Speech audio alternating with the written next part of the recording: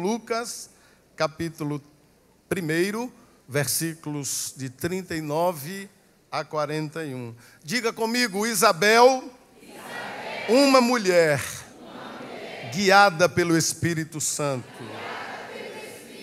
Está escrito, e naqueles dias, levantando-se Maria, foi apressada às montanhas, a uma cidade de Judá, e entrou em casa de Zacarias e saudou a Isabel. E aconteceu que, ao ouvir Isabel a saudação de Maria, a criancinha saltou no seu ventre, e Isabel foi cheia do Espírito Santo. Diga amém. Meus queridos irmãos, diante de uma oportunidade como essa, mesmo vivendo toda a vida na casa do Senhor, como muitos de nós que cooperamos ao lado do pastor, mas para mim é como se fosse a primeira oportunidade para dar uma palavra aqui nesse púlpito. É tão pesado esse púlpito. Mas há algo que nos faz encarar a responsabilidade na cooperação nessa grande obra, ajudando o nosso querido pastor no trabalho, que é a graça do Senhor, não é? A misericórdia de Deus. Quando nós nos lembramos que há isso, nos encorajamos para lhe ajudar, pastor, no trabalho. E a gente tem um recurso, a igreja tem um recurso chamado oração, e por meio da oração a gente apela para a graça e para a misericórdia e fica na dependência do Senhor, e Ele, na sua misericórdia, sempre atende a necessidade do seu povo. Diga amém mais uma vez. Mas, meus irmãos, nesta madrugada, na madrugada de hoje, eu perdi o sono. Eu acho que é a limitação humana, né? E aí fui orar, aproveitei para ir buscar ao Senhor. E a igreja vive de experiências com Jesus, né? O mundo não entende a razão dessa nossa alegria e por isso nos taxa de muitas coisas. Mas a igreja vive numa dimensão onde desfruta da companhia do Espírito Santo no dia a dia. E isso faz toda a diferença. É justamente a razão dessa nossa alegria. É a companhia dele guiando os nossos passos, guiando as nossas vidas. E sabe, meus irmãos, pela madrugada eu tive uma experiência que todos sabem que essas coisas acontecem com a igreja do Senhor, e como igreja que sou, eu tive uma experiência com o Senhor. Eu ouvi o Senhor falar ao meu coração de uma maneira tão forte na madrugada de hoje. Uma pergunta me foi feita e eu me preocupei e procurei conversar com ele e dizer aquilo que me veio ao coração. E logo entendi que aquela experiência não era apenas para mim, mas a igreja do Senhor que está reunida aqui nesta noite, que está reunida em casa. Eu sei que tem muitas famílias acompanhando esse culto por meio da Rede Brasil de Comunicação. Muitos irmãos estão trabalhando, estão ocupados enquanto trabalham, também podem às vezes acompanhar. No hospital, há pessoas enfermas acompanhando. E eu não tenho dúvida de que nesses minutos o Espírito Santo tratará mais uma vez conosco pela sua santa e gloriosa palavra. Mas qual a palavra que me veio ao coração em forma de pergunta, uma interrogação? O Senhor me fez a seguinte pergunta e eu quero compartilhar convosco. Até quando você vai dizer que me quer como guia, mas não entrega completamente a mim as rédeas e a direção da sua vida? Eu confesso que estremeci e disse ao Senhor: Senhor, Tu sabes que com toda a limitação que tenho, aleluia,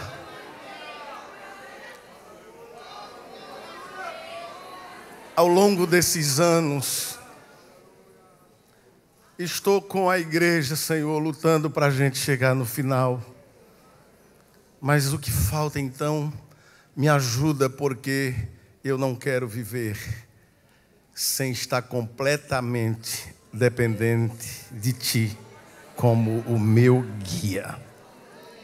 Mas eu repito, até quando você vai viver dizendo que me quer como guia, mas não me entrega completamente as rédeas, a direção da sua vida?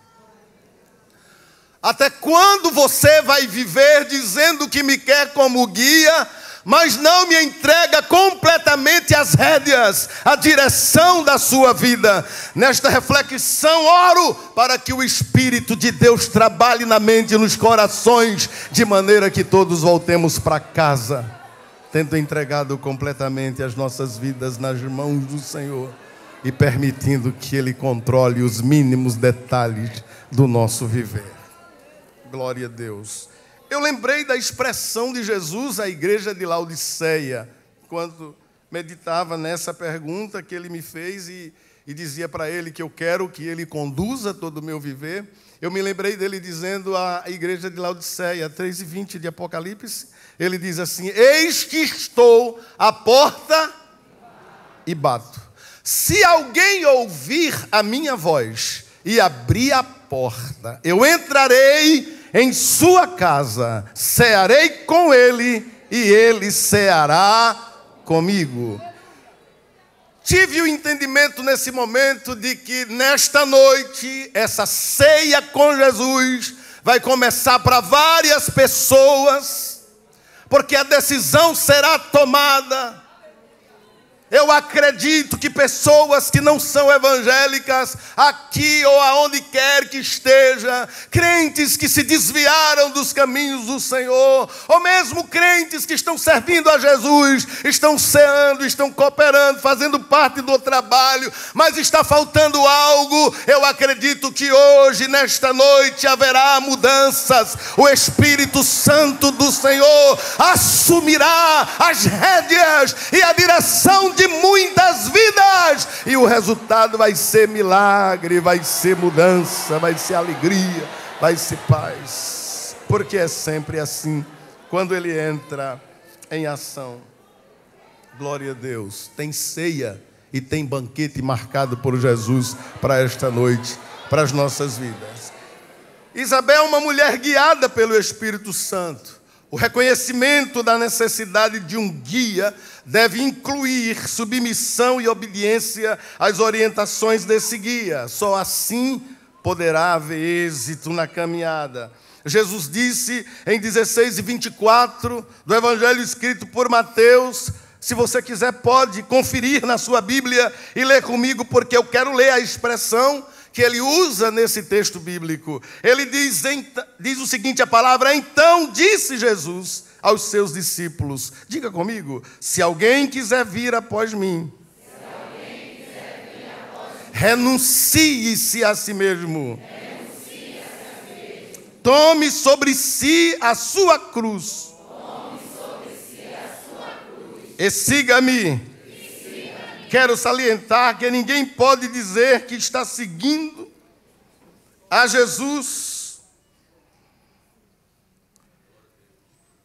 querendo que se desenvolva em suas vidas os propósitos divinos, se não obedecer à voz do Espírito, que sempre usa a palavra no trato conosco, enquanto guia os nossos passos. Diga amém. Amém. No Evangelho escrito por João, no capítulo 16, versículos de 13 a 15, a expressão da palavra corroborando com a afirmação feita é a seguinte, 15 e 13, a palavra diz: ninguém tem maior amor do que este, de dar alguém a sua vida pelos seus amigos.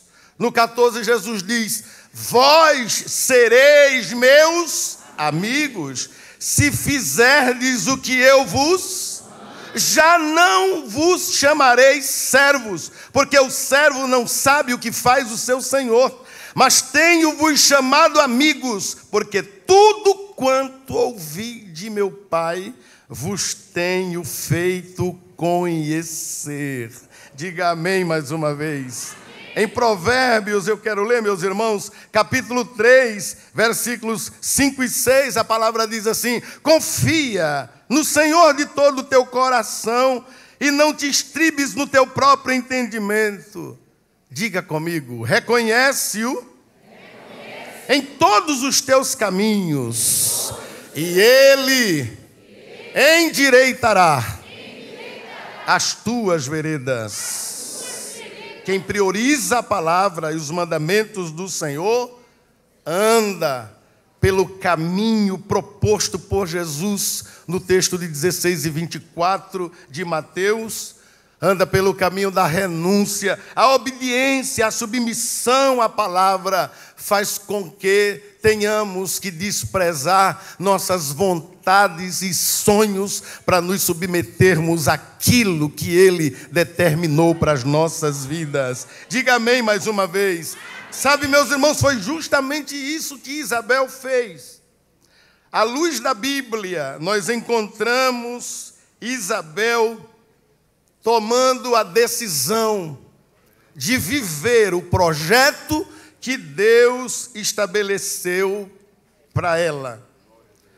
Quando analisamos a palavra com o propósito de colher aquilo que ela traz sobre Isabel, percebemos que são poucas as linhas dedicadas a esta mulher na Bíblia.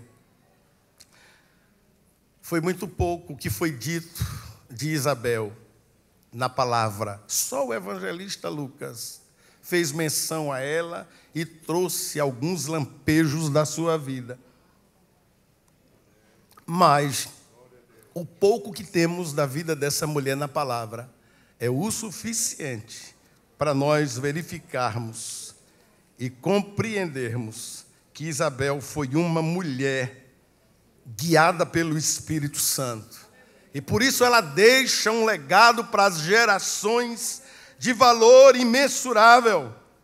O estilo de vida que Isabel abraçou foi relatado, como disse, pelo evangelista Lucas. E ele diz, no versículo 6 do primeiro capítulo do Evangelho, que tem o seu nome, ele diz que Isabel, assim como também o seu marido, ambos tomaram a decisão de viver a palavra de Deus, obedecendo todos os preceitos e mandamentos do Senhor. Diga amém mais uma vez. Vamos fazer rapidamente algumas observações sobre a história da vida desta mulher. E eu creio que, não somente aqui, mas depois, os irmãos podem analisar à luz da Bíblia sobre a vida desta mulher, e o Espírito Santo há de conceder muito mais. Mas eu quero fazer aqui algumas observações sobre a história de Isabel. Primeira observação: Isabel descende da linhagem sacerdotal de Arão, está em Lucas 1:5, e essa informação que Lucas nos traz, nos faz entender que Isabel fora criada sob o ensino da palavra.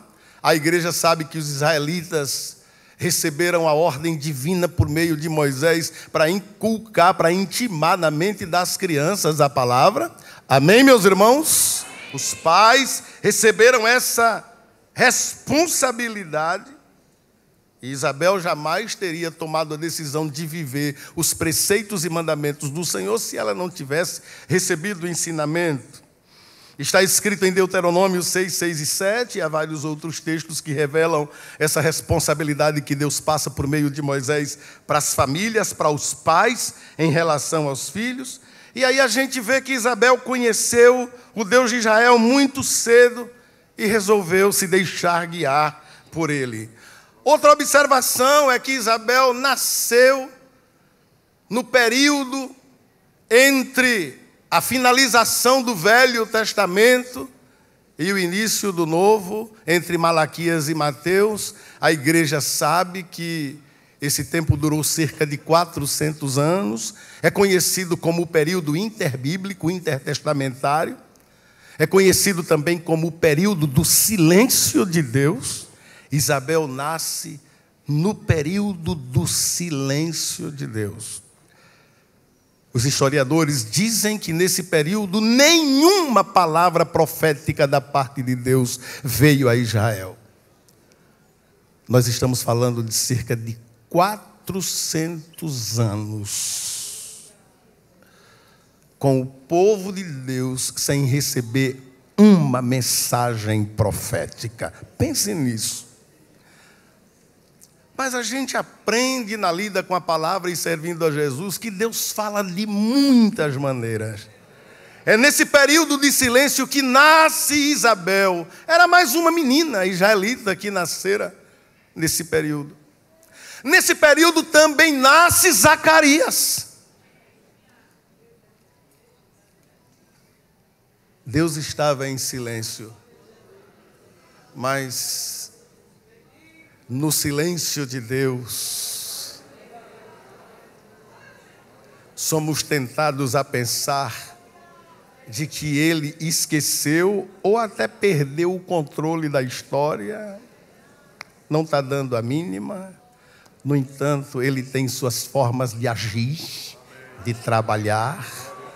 Ele nunca deixou de trabalhar. Isaías disse que... Eu acho linda a tradução da Nova Bíblia Viva, do capítulo 64:4 de Isaías. A palavra diz que desde que o mundo é mundo, desde que o mundo é mundo, que não se ouviu, olhos não viram, ouvidos não perceberam, um Deus, além de ti, que trabalha para os que confiam em ti. Nasce Isabel, nasce Zacarias, ambos crescem sob o temor da palavra. Chega o tempo do casamento, Isabel casa com Zacarias. Isabel era uma moça muito sábia.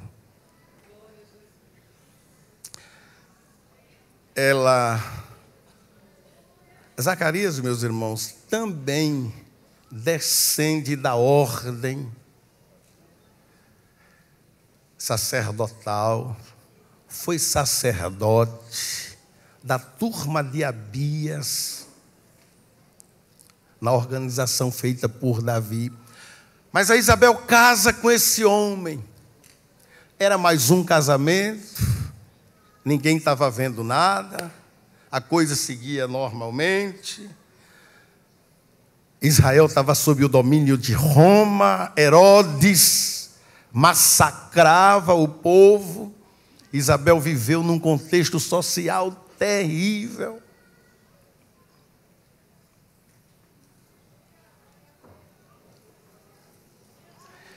Se você estiver percebendo, ou se você estiver vivendo melhor, um momento de silêncio divino, e você veio a esse congresso, está aqui, ou nos acompanha pela rádio, pela TV, e você chegou à conclusão que chegou o fim porque você não recebeu nunca mais uma palavra da parte de Deus, hoje Ele está quebrando o silêncio para você.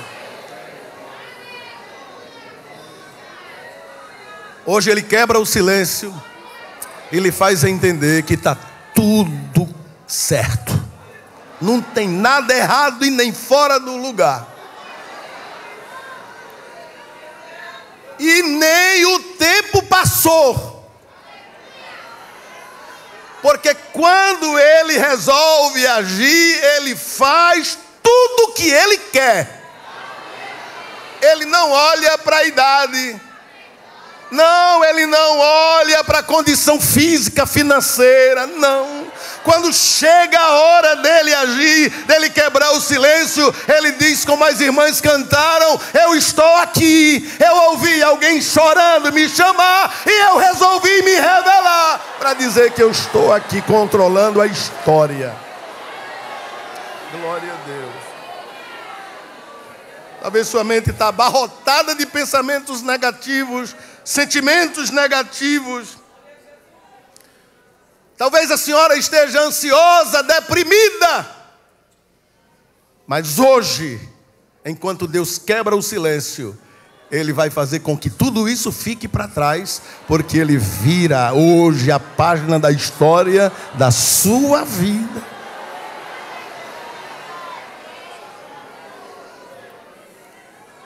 E você pode cooperar com o Senhor nesse momento a partir de agora. Receba a palavra. Receba. Dê de comer ao seu espírito, à sua alma com a palavra.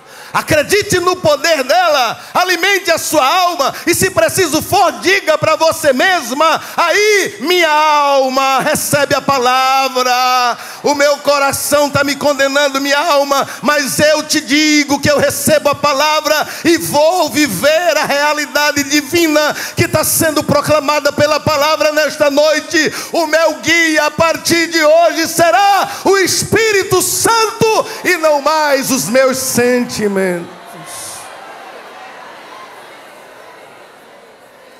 Deixa eu lhe dizer uma coisa. Não tem antivírus mais poderoso para limpar a memória do computador humano que a Bíblia. Passa esse antivírus hoje. Não tem bicho ruim que esse antivírus não mate, não destrua. Ela limpa, deixa tudo novo e pronto para o estabelecimento dos propósitos de Deus. É impressionante como Deus nunca perdeu e não vai perder jamais o controle da história. Diga amém. Amém. Glória a Deus. Nem perdeu e nem vai perder. Todos nós, como igreja que somos, temos conhecimento de causa no que tange essa questão do agir de Deus. Como dizíamos há pouco, nem sempre o agir dele é perceptível, mas todos nós sabemos que ele está trabalhando.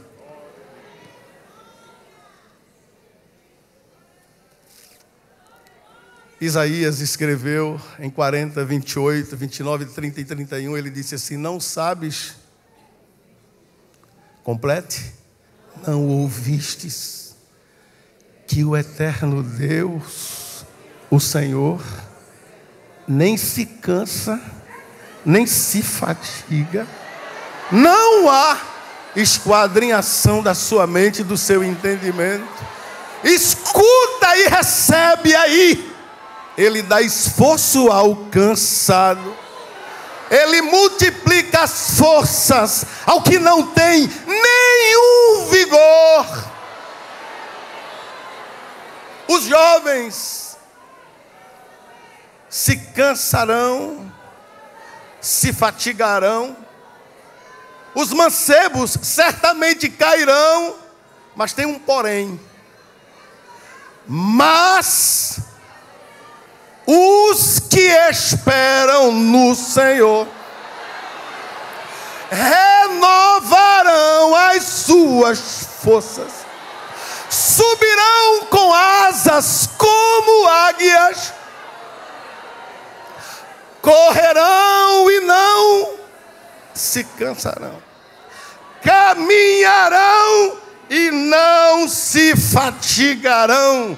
Diga amém mais uma vez. Receba a força e graça de Deus para continuar. Receba. Receba. Pare um minutinho, medita na palavra, pensa em Jesus, e o Espírito Santo vai te dar agora força e graça para continuar. Na autoridade do nome de Jesus e pelo poder da sua palavra, receba força e graça de Deus agora para prosseguir. Espírito de morte, de loucura, está sendo repreendido agora na autoridade do nome de Jesus. Receba o toque de Deus na sua mente e com esse toque força e graça para seguir, porque a caminhada é longa.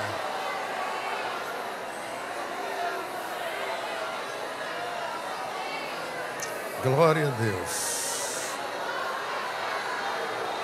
Receba, glorifique, exalte, fale em línguas, interprete, profetize, adore, aproveita, porque a noite é de milagre mais uma vez aqui neste santuário, e aonde quer que tenha um adorador, aonde quer que tenha um coração voltado para a palavra do Senhor nesta noite.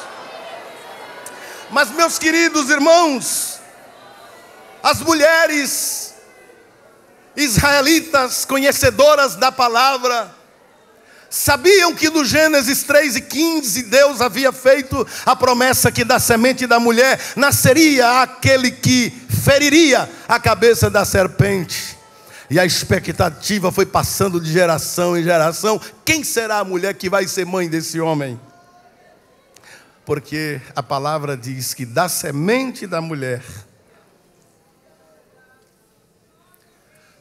Quando Malaquias entra em cena como profeta de Deus, ele finaliza o seu livro no capítulo de número 4, versículos de número 5 e 6, trazendo uma outra promessa sobre o nascimento de outro menino. E Malaquias diz que esse menino seria aquele que prepararia o caminho para aquele que, do Senhor, aquele que feriria a cabeça da serpente. E aí, meus irmãos, as mulheres agora estão debaixo de duas promessas divinas: o nascimento de dois meninos. Mas Isabel, como uma israelita, casou, e ela, com certeza, viveu na expectativa de ser ela.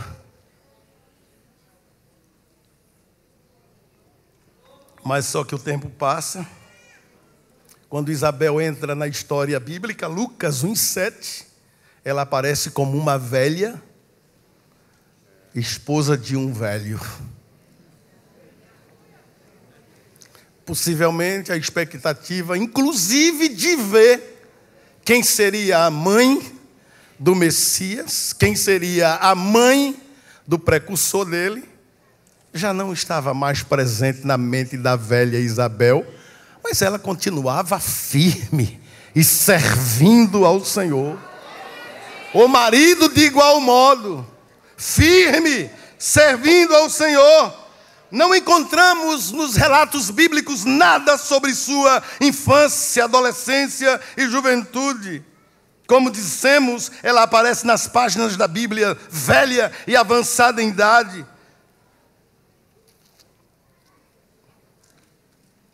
Mas na vida daqueles que são guiados pelo Espírito, diga assim comigo: o melhor sempre está por vir. Para quem anda tendo o Espírito Santo como guia, o melhor sempre está por vir. Eu não tenho, cada pessoa tem seu jeito de ser, né, meus irmãos? E eu não tenho o costume de dizer assim: olhe para o seu irmão e diga isso, mas eu vou dizer hoje, viu, pastor? Diga para a sua amiga: o melhor ainda está por vir. Diga de novo, diga de novo. Diga de novo: o melhor ainda está por vir. Você acha que escapou de uma pandemia por escapar? Você acha que as covas fechadas ao longo da vida foram fechadas por acaso? Você sabe a luta que enfrentou para chegar até aqui hoje? Será que foi por acaso? Você sabe a luta que enfrentou aí dentro de casa para manter a televisão ligada no canal 14 ou na repetidora? Você sabe a guerra que se levantou aí, mas você está diante da televisão recebendo a palavra. É que aquele que está conosco é maior, e é Ele que está dizendo que o melhor vem aí. O melhor vem aí.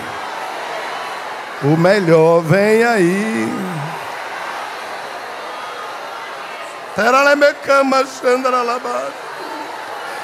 Aleluia! Oh, glória a Deus! Mas vejam a semelhança de Sara, Raquel e Ana, Isabel,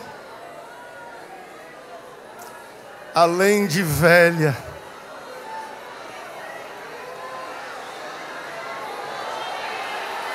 Lário de ouvir sobre me a Sandra Lamar. Jolane que me reva sobre me canto. Aleluia! Além de velha, ela carregava o opróbrio da esterilidade. Como disse, a semelhança de Sara, Raquel e Ana, Isabel também era uma mulher estéril.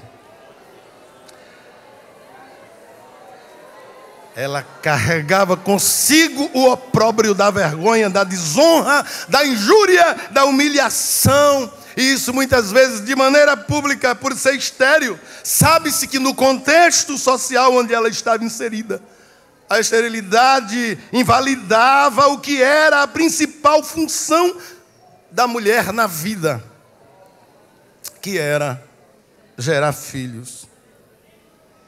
A esterilidade era encarada como resultado do desagrado divino e era vista como se Deus estivesse esquecido da mulher e dessa forma punindo-a por alguma falha ou pecado. Lucas, capítulo 1, versículo 7 e também versículo 25. Só que tem uma coisa, eu estou seguindo algumas observações. A dor do seu opróbrio tinha uma fonte de alívio, porque o seu nome era um bálsamo para a sua alma.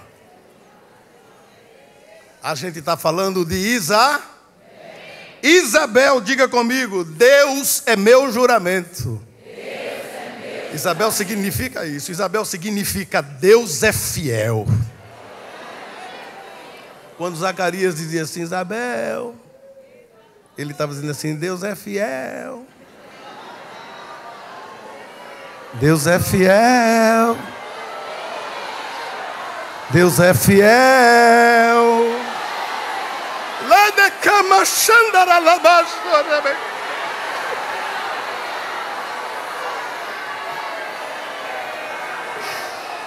aleluia.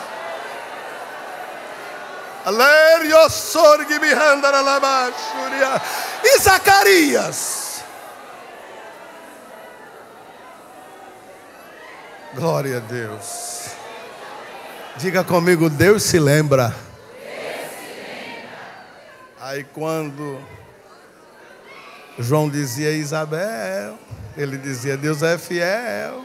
Ela dizia, o que é, João? Ela estava dizendo, Deus se lembra. Deus se lembra. Olha, irmãos, Deus não esquece, mas Ele se lembra. Deus não esquece, mas Ele lembra. Lembra que Ele lembrou de Ana? A palavra diz assim, e lembrou-se Deus de Ana.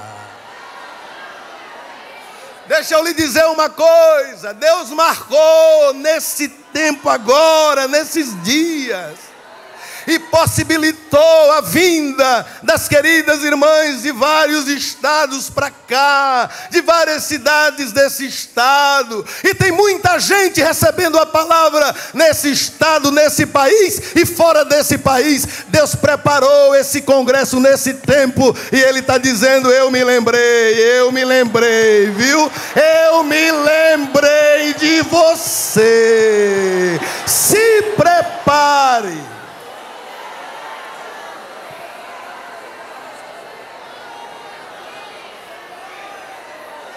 Por mais dura que a vida seja, tem coisas boas. Tem coisas boas. Tem coisas boas. Foque nas coisas boas. Deixe de pensar nas coisas ruins. Lembra do que Ele já fez.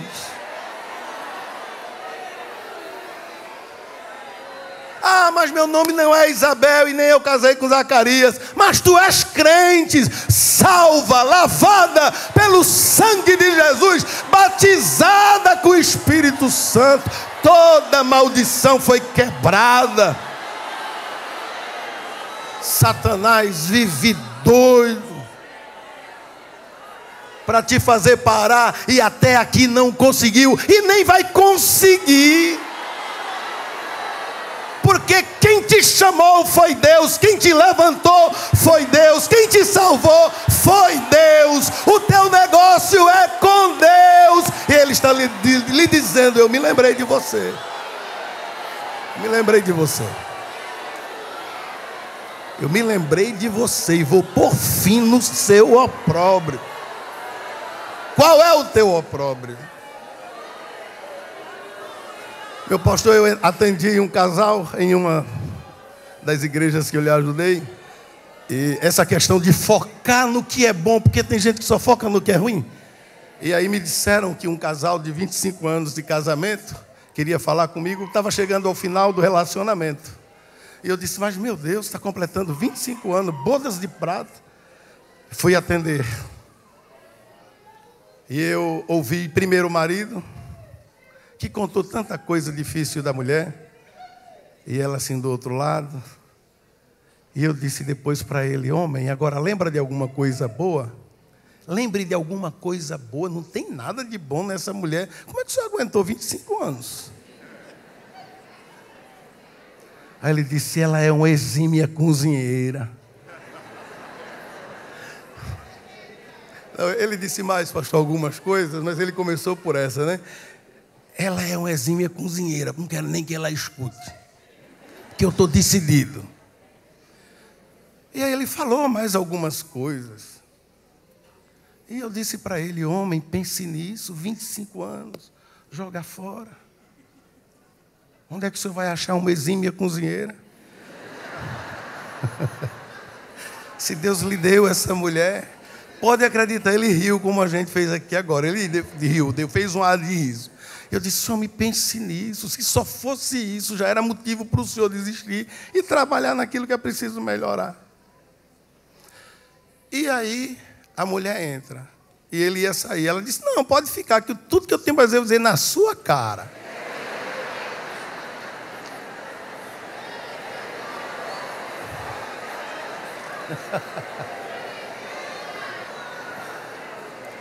Eu acho que eu errei, não devia ter revelado tudo, não era? Mas aí sabe o que ocorre? Ela contou algumas coisas, foi muito comedida, agradeceu a Deus. Pareceu-me que a decisão era mais dele do que dela, de separar-se, mas por fim ela pediu para ele sair. E disse: pastor, eu vou ser sincera com o senhor, esse homem é o homem mais pirangueiro que eu já vi na face da terra. Eu disse: mas minha irmã, por quê? Eu não recebo um centavo, 25 anos sem receber um centavo. Só cobrança, só cobrança, só cobrança, só cobrança. Eu estou cansado. E eu perguntei assim para ela: e o salário dele, a condição dele dá? Ah, pastor, ele anda desse jeito porque é descuidado, mas ele ganha tanto. Eu disse: meu Deus, e ele não lhe dá nada. Quanto a senhora se contentava em receber dele? Olha a resposta dela: se ele me desse pelo menos 2 peixes, eu já ficava satisfeito. 2 notas de R$100. Se ele me desse 2 peixes, eu já ficava satisfeito. Considerando o ar de riso dele e uma mudança que eu pude ver, eu disse: posso chamar ele para a gente orar pelo casal? E não vão se deixar, e Jesus não quer isso, a palavra condena, não há motivo para isso, são fiéis um ao outro, são leais, os pormenores Deus cuida. Porque tem gente que só foca nas coisas ruins, né? E aí ele entrou, e quando ele entrou eu fui direto.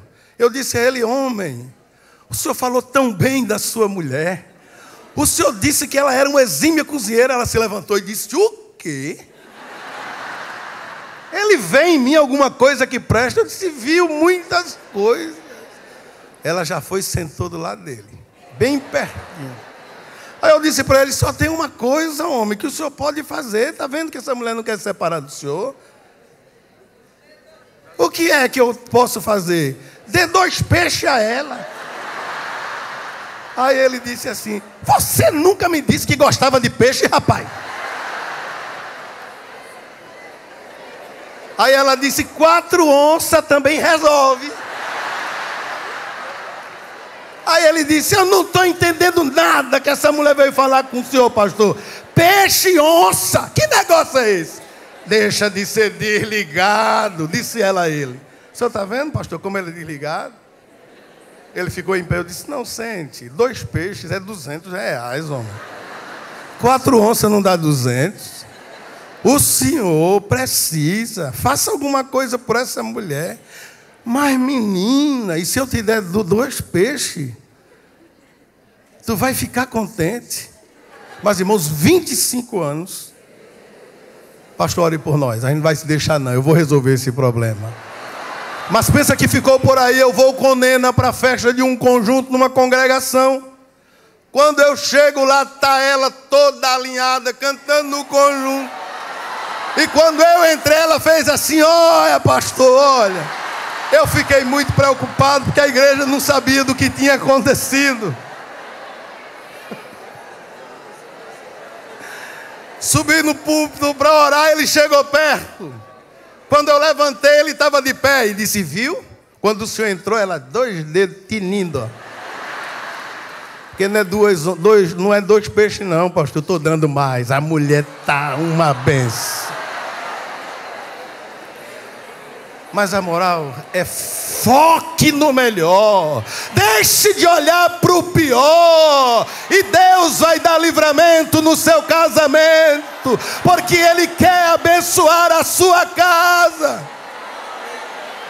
O melhor que está por vir alcança a senhora, alcança seu marido, alcança os filhos, alcança vizinhos, alcança a igreja, alcança muita gente.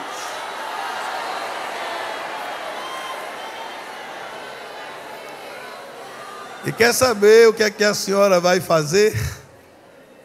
Daqui a pouco, não vai demorar. A senhora vai dizer assim, ó, esperei com paciência no Senhor.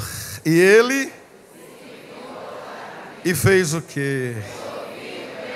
Mas não foi só isso. Tirou-me de um charco de lodo. Complete. Pôs os meus pés sobre uma...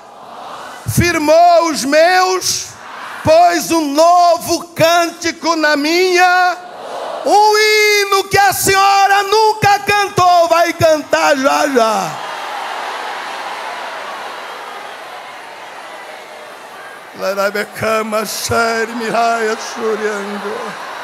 E a palavra diz assim, muitos o verão e temerão. Mulher, o que Deus vai fazer, se fosse dito hoje com todas as letras, muitas não acreditariam. Porque quando Ele entra em ação, o que Ele faz vai sempre além do que pedimos ou pensamos. E é assim que Ele vai fazer. Eu quero concluir, meu pastor, agora, dizendo o seguinte: Isabel poderia ter desenvolvido uma vida de amargura, de murmurações, de reclamações, lamentações, mas não obstante a todo o contexto de sofrimento, ela resolveu deixar o Espírito Santo lhe guiar por toda a vida, como está em 1:6 de Lucas. A vida de Isabel poderia ter sido marcada pelas doenças da alma, mas ela escolheu viver a palavra. Diga, Isabel escolheu viver a palavra. E pelo menos 3 coisas acontecem na vida de quem resolve viver a palavra. Hebreus 12:2. E Apocalipse 3:21 trata disso. Em Hebreus 12:2, nós temos 3 coisas que acontecem com quem resolve viver a palavra. Primeira, suporta a cruz. Ela pode ser pesada como for, mas se você pegar essa arma e segurar, a graça não falta.